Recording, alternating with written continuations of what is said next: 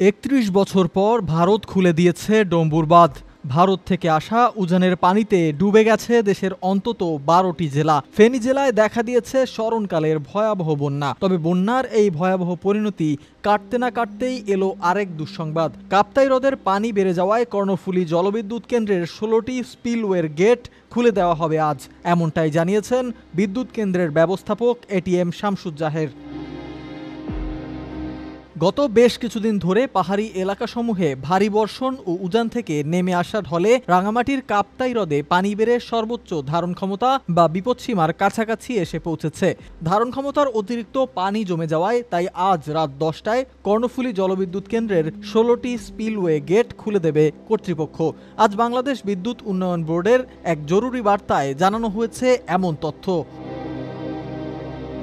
বলা হয়েছে, কাপ্তাই লেকের পানির উচ্চতা আজ বিকেল ৩টায় ১০৭.৬৬ ফুট পর্যন্ত গিয়েছে।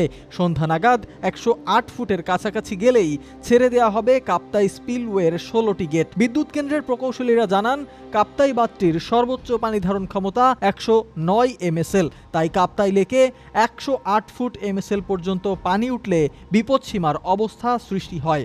এই পরিমাপে পৌঁছালে ছাড়া হতে পারে কাপ্তাই লেকের পানি। সিফাত মাহমুদ, দি মেট্রো টিভি।